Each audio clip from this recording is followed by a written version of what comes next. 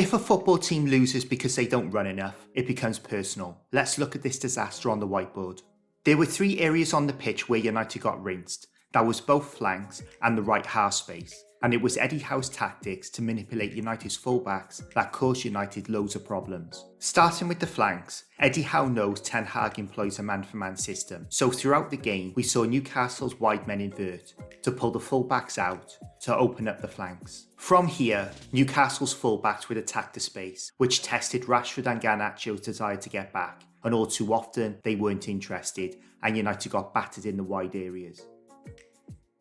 In this situation, we can see that Rashford is in position to deal with Livramento. Livramento makes his move, but does Rashford go with him? Of course not, but look at the massive space in United's right back position. This has been created by Gordon coming in field, dragging Wan-Bissaka out. Great tactics from Howe.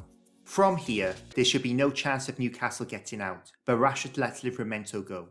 And Newcastle ends up here, but again we can see how Gordon's positioning has pulled Wan-Bissaka out of that area for Livramento to attack. In this situation, Rashford does well to get across to Livramento, but the ease in which he goes past Rashford is embarrassing. And this was the gap between the two. Rashford just gave up. We can see how Almiron's inversion has pulled Dalot in field. The flank has opened up for Trippier, but with Garnacho not getting back well enough, Trippier gets the ball in space, with Miley making this run. In this situation, Garnacho is in a decent position to cover Trippier's run. But as the ball goes out to Trippier, Garnacho has lost him. But again we can see how Almiron's inversion has pulled Dalot into midfield to open up the flank for Trippier. In this situation, there is no inversion from Almiron to create the space, but look how far away Garnacho is from Trippier, putting Dalot in this 2-on-1.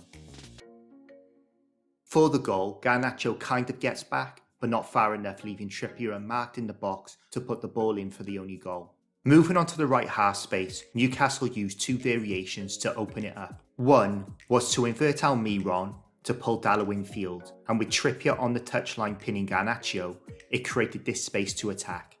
2. Almiron and Trippier overloaded the flank, pulling Dalot out with Garnacho, which opened up the same space. Miley, Guimaraes and Joe Linton attacked this space, and Fernandes, McTominay and Mainu found themselves in this position to defend it, and failed on numerous occasions. In this situation, we can see how Trippier's width and Almiron's inversion has opened up the half space for Miley to attack, but Fernandes is nowhere near him.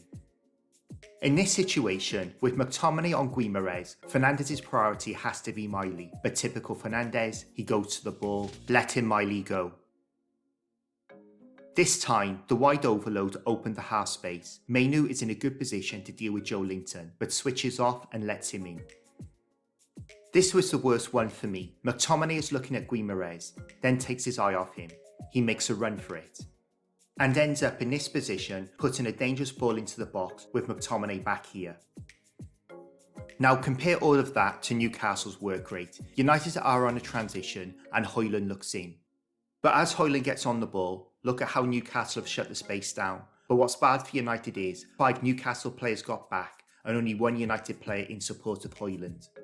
The devil's verdict is, you don't need to have been a fly on the wall to know what Howe's message was all week. United don't like running back towards their own goal. So he created a game plan to put pressure on United's reluctance to track runners. It's the ultimate slap in the face that the foundation of the opposition's tactics is United's lack of work rate. And this is why we have this record against the teams in the top 10 under Ten Hag. Against the lesser teams, we don't get found out as much because they don't have the quality to exploit the weakness.